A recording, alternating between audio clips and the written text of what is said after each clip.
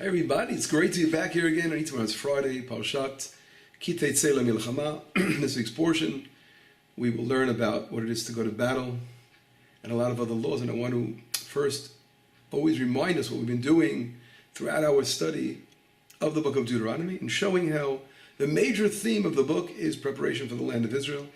But each portion has a special emphasis. Last week's portion, by the way, we didn't get a chance to get a lesson out, but its focus was on four major principles that the nation stands upon. And one of them, of course, we know is Torah. Without the Torah, we have nothing.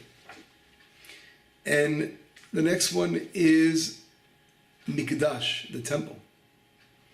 Because if we think about it, we were in exile, we were totally separated from the major aspects, the major pillars of Israeli life, of what it is to build a kingdom in Israel. We only had Torah. Our rabbis explain this in the Gemara, in the Talmud. They say what we had is an expression, Daled Amot Shel Halacha, 4 cubits of law. So rabbis teach us that what was left, we only have in exile 4 cubits of Jewish law. What does that mean?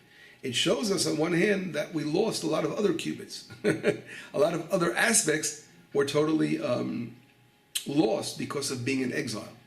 So it's another expression in the Talmud saying there's no greater bitul Torah, there's no greater nullification of an application of Torah than exile, because when we don't have our other elements, then we are literally just a shattered vessel. So when the rabbi said in exile we only have 4 cubits of law, they mean to say is basic theoretical study of law. And of course, as we all know, Jews who live in exile are very experts in the laws of Shabbos, of Shabbat, and laws of kosher laws, and all the laws that apply in exile. But in reality, it's just maintaining some kind of basic level of spirituality. Of course, you have to apply the laws, you have to follow the laws.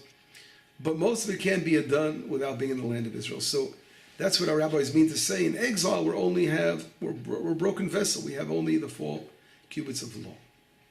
But the other aspects, which stand out so powerfully when you read the book of Deuteronomy, and last week's portion stresses it, is the other 3 aspects which I'm going to talk about now. And one of them is referring to Mikdash, the Beit HaMikdash, divine service in the temple. Without being in the land, without building our temple. So we're lacking, of course, that great aspect of that pillar that Israel rests on, of having our temple able to bring sacrifices and divine service. It was the center, of course, of worshiping Hashem, was the temple itself. So in exile, we don't have that. And let's take another example of I said there are 4 things that we spoke about so far. Number 1 being Torah. Well, that exists in exile in a way. Again, that's also fragmented. There's no Torah like we learn in the land of Israel.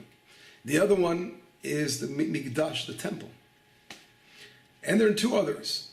What are the 2 other things? Another one is Nevuah, prophecy. Prophecy. Without the land of Israel, as the Kuzari, Rabbi Yehuda Levi says, there's no prophecy about the land of Israel. So we can't build a nation of prophets when we're in exile. Prophecy you have to be in the right environment for prophecy. And again, last week's portion, Mishpatim, focused also on prophecy. So it mentioned that other important quality of Israel. But Israel, when in exile, doesn't have that. It's prophecy. So again, summarized so far, Torah, temple, the Mikdash, and prophecy. And what is the final one? The 4th is Malchut. Malchut refers to a government, kingship in the land, Jewish sovereignty in the land of Israel. And this, thank God, we have in the land of Israel. Of course, it's not at the level that we want to take it, because we want a government that follows Torah, and that the law of the land will be applying Torah law to the land. But in a lot of ways, of course, we're moving there, and it's a process just like everything. Our whole redemption has been a process. So in reality, in exile, we're a broken vessel with nothing, just barely holding on by the thread.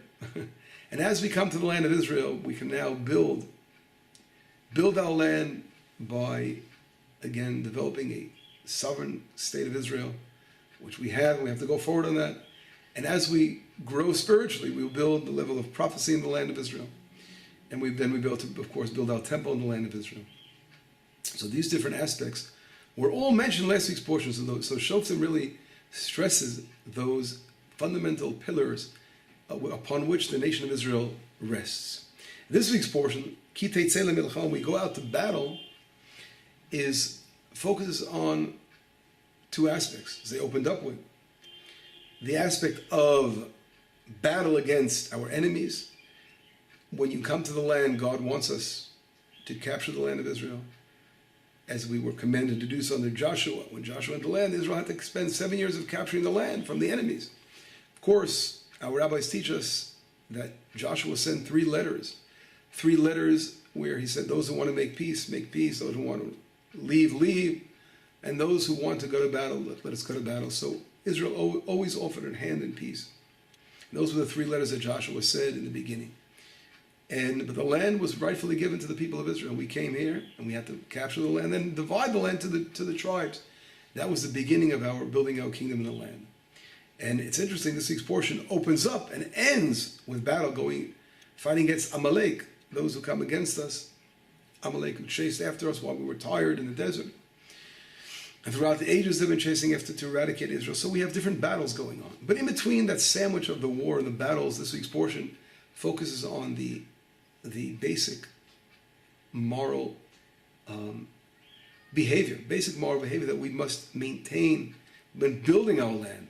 And that's all the very, very diverse, intricate details of laws between neighbor, one and their neighbor, how do you relate to your brothers and sisters, etc. So that shows us, on one hand, we have to be bold in going to battle and tough, but we never lose our morality, our gentleness of relationships between one another and mankind. So that's a very important balance, and we see that in the portion.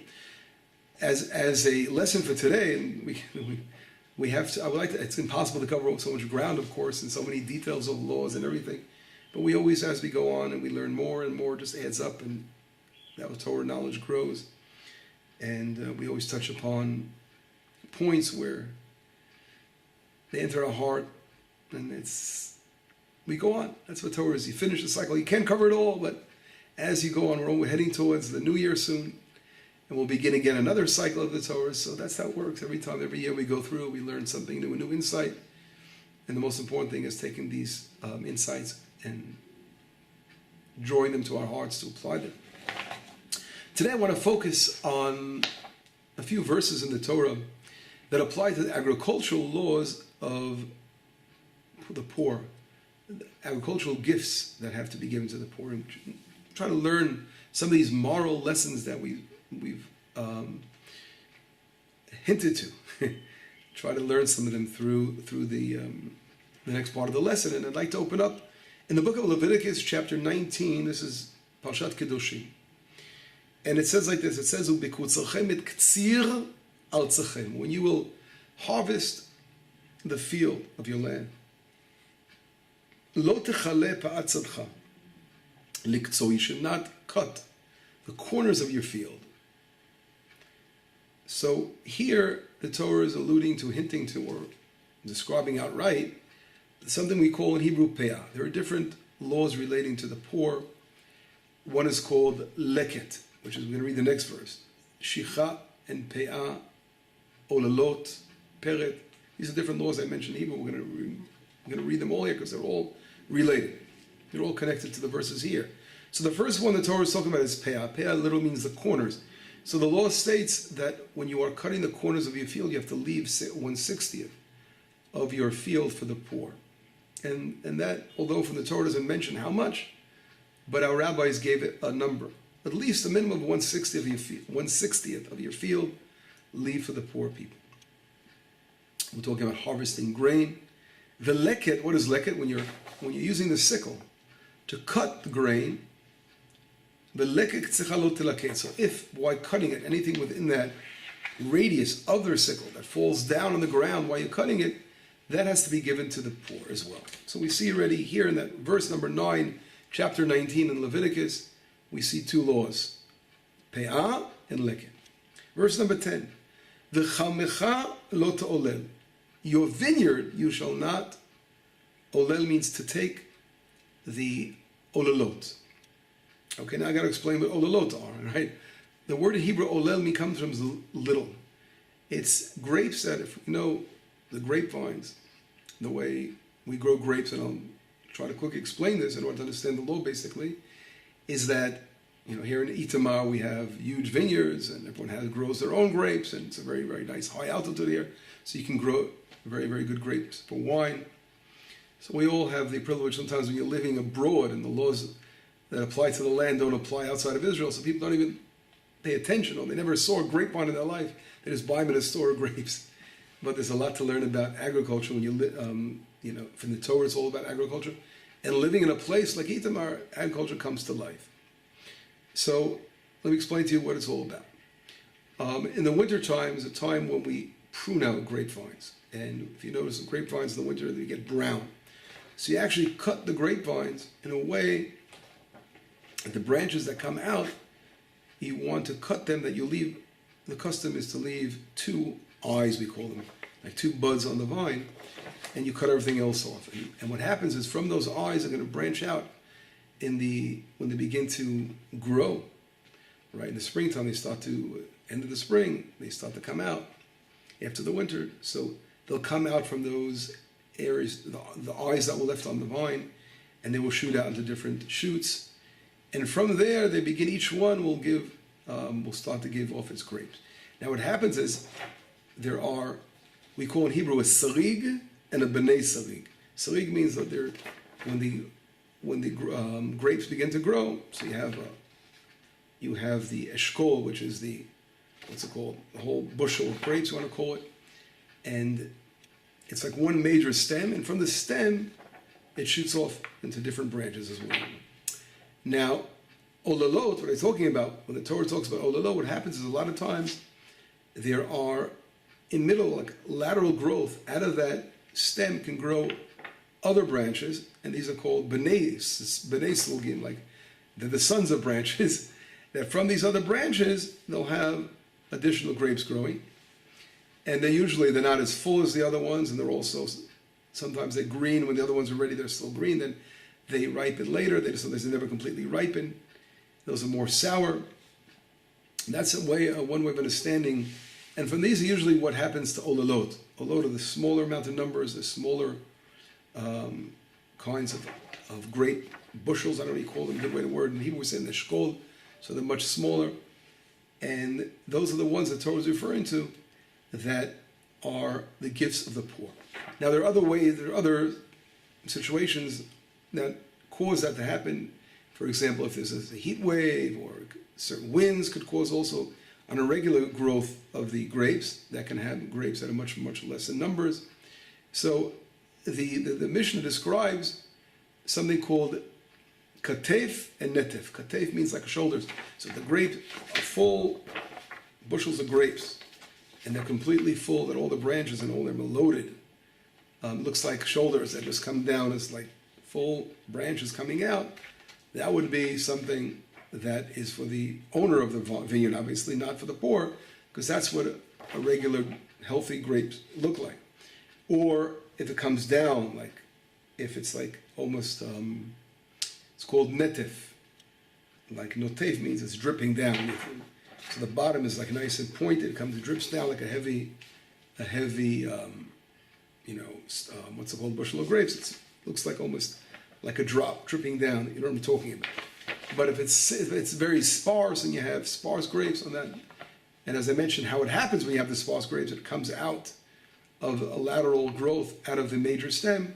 That's usually, in most cases, becomes olalot. And that's exactly what olalot are. In Hebrew, meaning the smaller ones, right? The Rambam, Maimonides gives the actual size based on the Mishnah. You can put it in your hand, or the Talmud, the Jerusalem Talmud describes. If you could fit it in within your hand, then it's a small amount of number. Sometimes you can't tell, so you have to measure it. The size, I'm not going to get into all the details. There are very, very intricate details on how to describe what are these olalot. But in reality, in verse number 10, we saw, you shall not take the olalot for yourself, that you should give to the poor. And then it goes on to say, right, you should give to the poor, to the convert, you should leave these grapes. Verse number 9 and 10.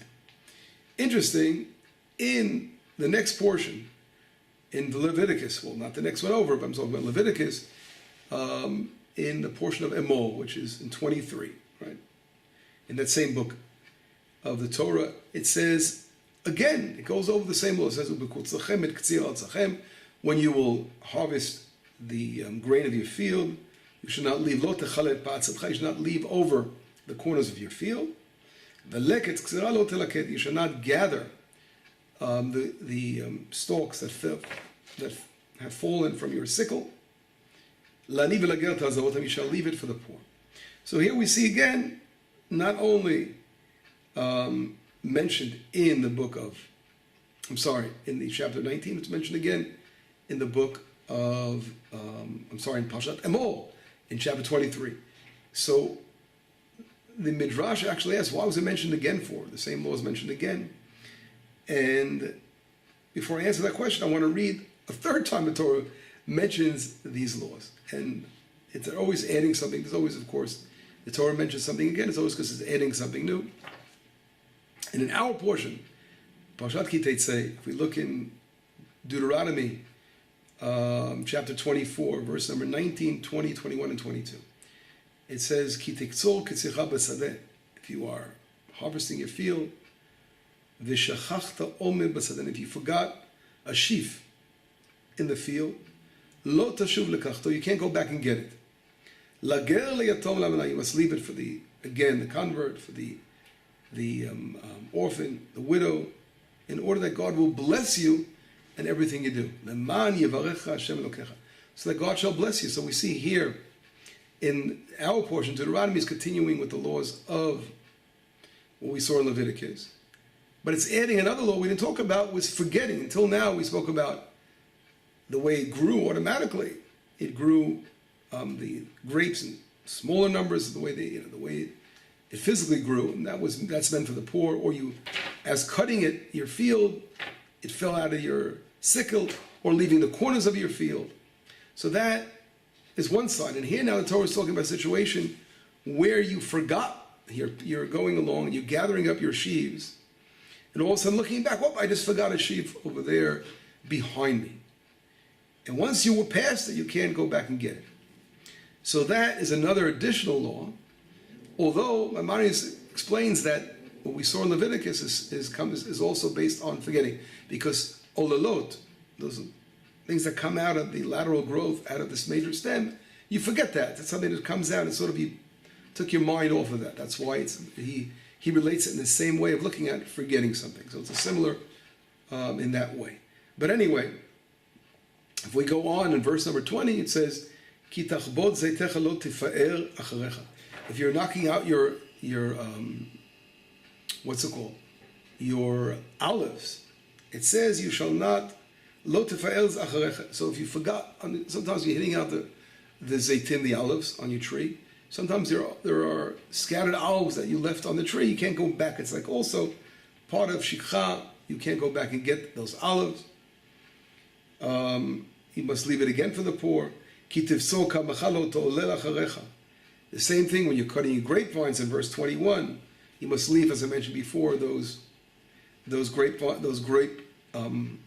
bundles that grow differently, that are unusual. We spoke about how they look. You should remember that you were a slave in Egypt.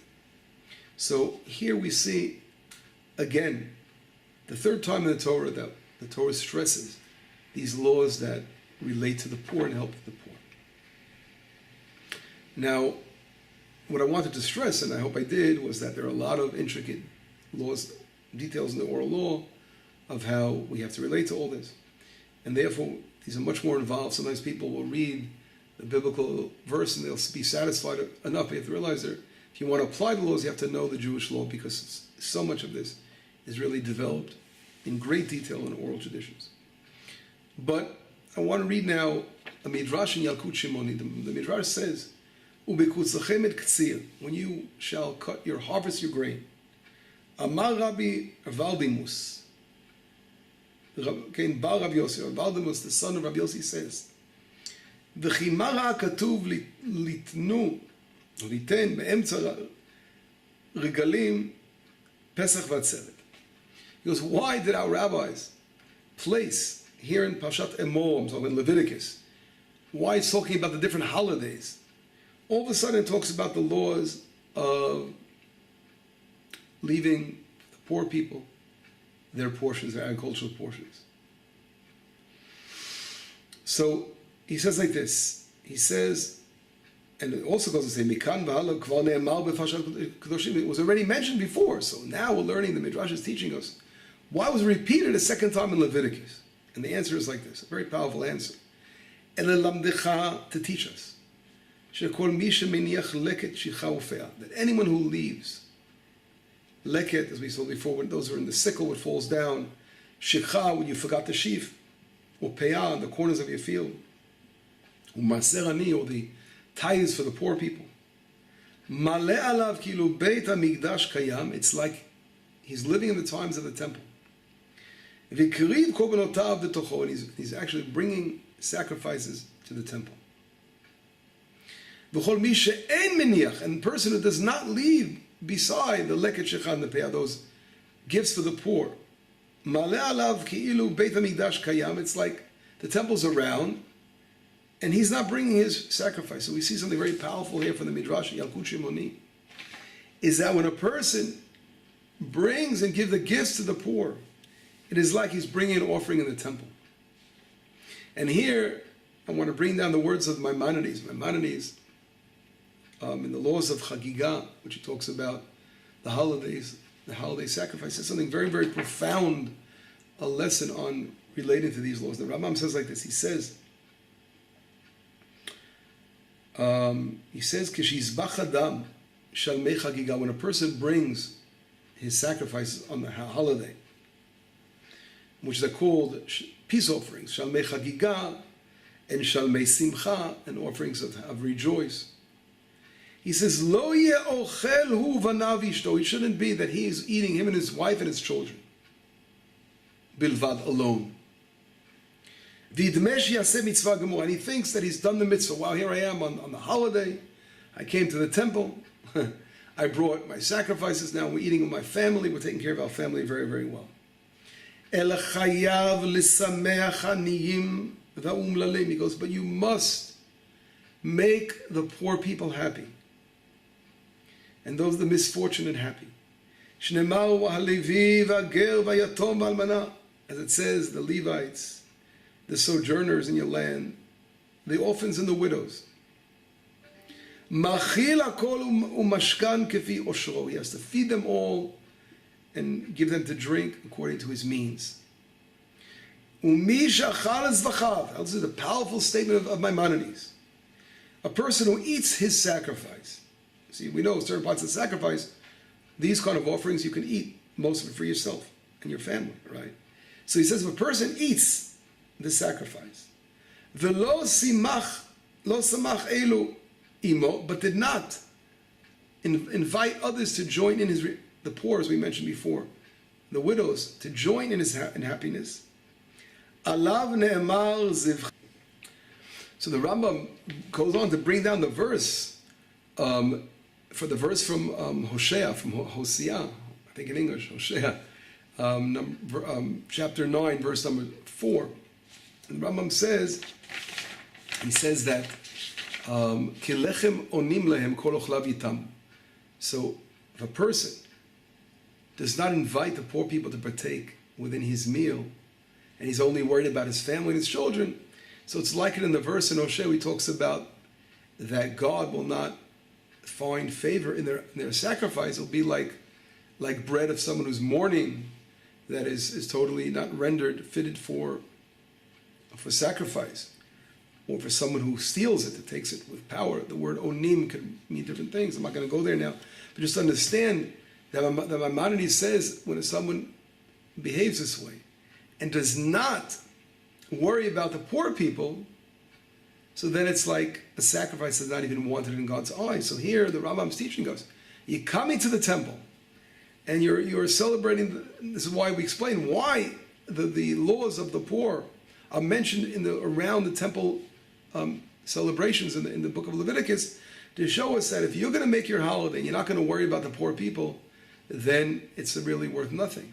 So you have to make sure to take care of the poor and your beautiful happiness in celebrating your happy day. It's not only for your family, but invite the poor to join. And he says, start with the Levites, that they have no portion in the land and they don't have any portion in the meat. Only the Kohanim get that. So give them first and let them be involved. That's a very powerful lesson. The same concept we see, I would like to quote Rabbi Eliezer Mizrahi, who explains what's behind the words. He's a commentator of Rashi in the Middle Ages. And he talks about the verse we just read, that God tells us you must leave. If you forgot something in the field in Deuteronomy, now a portion here, if you forgot in the field, leave it for the poor. And then it says, leave it. You forgot it, leave it. And why? You should not return to get it. And then God says, very powerfully, when you quote the verse, God says like this, verse again, Deuteronomy 24, verse number 19, it says, Leman yivarecha Hashem Elokecha, so that God blesses you, b'chol ma'aseidecha, all your handiwork. In other words, if you fulfill the laws of taking care of the poor, and if you forgot something in the field and you don't go back and get it again, God will bless you in your handiwork. Now, as I mentioned, the Re'im explains this, and he says, what does it all mean? It's explaining Rashi, and he says something, again, very powerful, the powerful meaning of what Rashi was saying, and what the Torah means by that, based on a midrash, and I'll quote the midrash. Amar Rabbi Lazar ben Azariah, one of the great rabbis of Israel, the Tanaim, he says, Menayin lemabed sela mitoch yado mitza'ani habalach v'nitpanes ba shemalea alav hakatuv kilu zachar ani midat habalim. Because what happens? A person is carrying a $100 bill in his pocket, it falls out, gets lost. A poor person finds that $100 bill or a 200 shekel bill, and he finds that bill and he goes ahead and he buys himself a meal. Whatever he does, buys himself Shabbat food. So Rabbi Eliezer says, how do we know that, he uses the word, very powerful expression, he says that the Torah considers it as if, that the ownership of that $100 was as if the person who owns the $100 actually gave an acquisition to the poor person. So it's like the poor person, it's his property. And with the knowledge of the person who owned the $100 bill, it's like it was in your pocket, and now it became the possession of someone else, the poor person's possession. And he says, he quotes our verse in Deuteronomy, and he says, "Lager liyatom la'almana," you should leave it for the poor, for the sojourner, for the widow, the orphans. Leman yivarecha, so that God blesses you. And he says, this is an amazing lesson. Halo dvarim kal v'chomer, it's a kal v'chomer. What is the kal v'chomer? Mi shelo nitkaven lizkot b'zikah, a person who had no intention of giving something to the poor, but it ended up being, the Torah already said that's for the poor now, because although you had no intention, it became the poor person's. All the more so if a person has intention of giving it to the poor, all the more so. Now, what does this great lesson mean? Because think about it, the whole law of forgetting something in the field, you're walking along a path, you're cutting down with your sickle, you're cutting the grain, then you put them in sheaves, and then you go pick up the sheaves afterwards. So if you skipped over a sheaf accidentally, one of the sheaves, you skipped over a sheaf, you can't turn back and get it again. So here the Torah teaches a great lesson. You forgot it. You didn't even want to give it to the poor person. But now that you forgot it, it becomes his property, and God will bless you for it, all the more so if you have intention to say, wow, I want to help this poor person. I want to reach out. And you help a poor person. And if it was totally intended from the onset, how all the more so, kal v'chomer means all the more so, you will be blessed for what you do. So we see here the Torah, as we mentioned in Leviticus, and continuing in our portion, as a prerequisite for building the land, as we mentioned before, and building a land in Israel. When the laws of agriculture will apply, you'll have your bounty. You have to always think about the poor. And how God blesses us for taking care of the poor in the different levels. So here it's something extremely interesting when you can contemplate on this law, which is very unusual. These laws are all, again, it shows like a way accidents become blessings in reality. When you're cutting with the sickle and some of your what's it called, wheat falls down there, that also becomes the poor. You didn't mean to, you didn't want it to fall, but if it fell down, it's the poor person's. Or the same way, if you forgot the sheaves. So the Torah is teaching us again that deep down, right, everything that happens in the world we see, we have to always look and say, this is for the better also. It's a lesson in learning to appreciate. So we say, oh, how could I forget this? I lost this. Now I could have gotten another sheep for myself. God's saying, no, that's for the poor person. God is blessing you, although you didn't even want to be blessed. And so we should learn from this such a powerful lesson of what it is to reach out to the poor and how this is so important to building our land and building our society with love and kindness.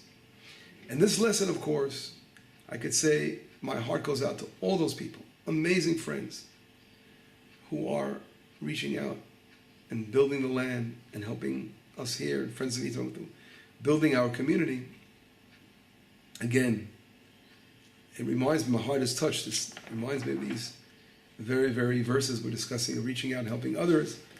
And there's no limit to the blessing someone will receive for kindness. That's really what life is all about. And God is always trying to educate us and teach us. Do love and kindness. Do love and kindness. Help others.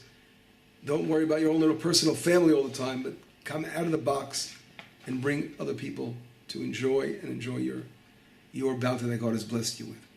Anyway, have a beautiful Shabbat. Let this lesson touch our hearts, and let us be kind to our neighbors, our friends, and reach out and do love and kindness, because that is what Israel is all based upon. And of course the entire world is based on love and kindness. There's nothing greater than love and kindness. And this is the lesson that the Torah is teaching us. A light from Zion will shine. We should all worry about others and not ourselves. Shabbat Shalom, Besorot Tovot, Yeshuot V'Nechama.